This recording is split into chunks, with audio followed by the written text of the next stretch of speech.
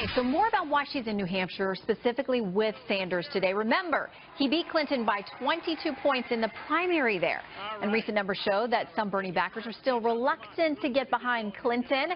Joining us now, Katherine Timpf, columnist for the National Review, and Leslie Marshall, a syndicated radio talk show host. Both are Fox News contributors. Great to see you both here today. Good to see you, Shannon. Okay, so let's talk about some more of these numbers. There's a Gallup poll of millennials that talks about who they could see as being a good or a great president. 27% for Hillary Clinton, 12% for Trump. Does that sound like, Kat, that they are sold on either one of these options? Well, I'm really shocked after Hillary Clinton's Pokemon go to the polls joke. Oh, I forgot about that. Can't believe that didn't bring more millennials in. No, because I think a lot of them outreach she's had to millennials has seemed a little superficial. Obama did a really good job of going out and appearing on these shows and getting kind of the lingo, and she's trying to do the same thing. She's not really that good at it, and that's okay. You don't have to act like a millennial, like she's trying to be a millennial and a grandma and all these things. Say what you're going to do for us. Don't try to, it almost feels patronizing to see her doing this or see her on this show and acting like she's just one of us. You're not.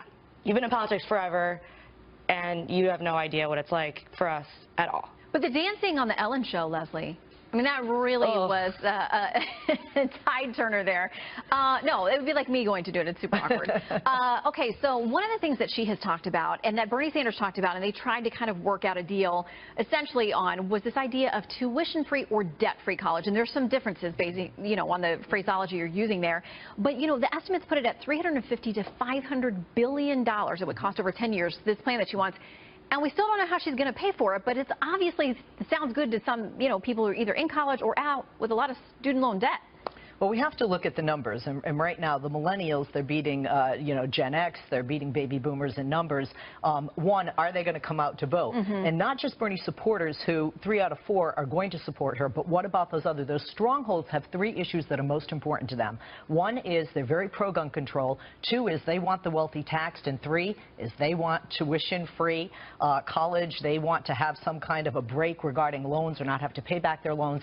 So this is essential that she and Bernie stand side by side on this issue, because those voters that will not let go and may not come out or may vote for a Johnson or Stein, that's one of their top 3 issues. But first of all, everybody, of course, it's easy to say everybody wants the wealthy to be taxed. And when you look at how much they, the top 1% pay with respect to everybody else when it comes to taxes in this country, it's not like they're not paying taxes.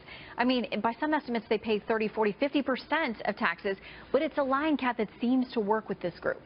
Absolutely, but people aren't necessarily thinking that because Bernie said it, that Hillary's saying it. She's still connected to Goldman Sachs. There's still those speeches that everyone wants to know what they are. So it's not necessarily like he's going to be able to help her. I think that for some reason people just say, oh, free things, free things, free things. But with her, they don't really trust her as much, which is really funny because she really can't be progressive enough. She seems almost too conservative for a lot of these voters, these Bernie voters. I mean, and they're mad about the DNC leaks thing, too. They're taking that personally. Have you seen these Bernie supporters?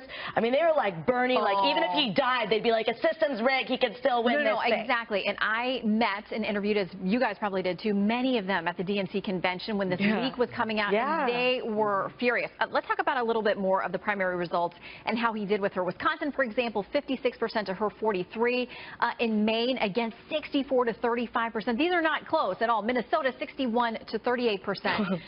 So along with being totally ticked off at the DNC leak, Leslie, going into the convention, many of them felt like he and his ideas and their ideas that they supported weren't really fully integrated into the platform in the way they thought it was. They told me they were furious over Tim Kaine as the VP pick. They wanted someone way more progressive. And some of these guys said they were so mad they were going to vote for Trump.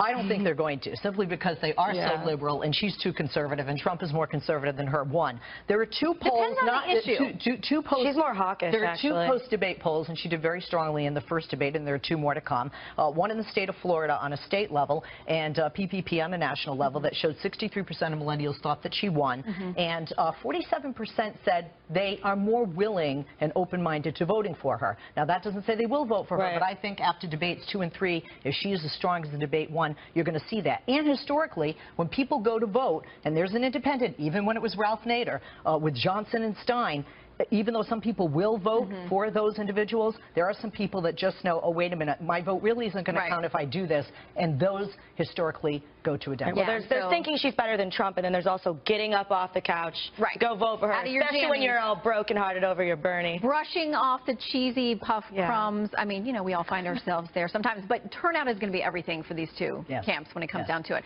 All right, great to see you both. Thanks for coming in today.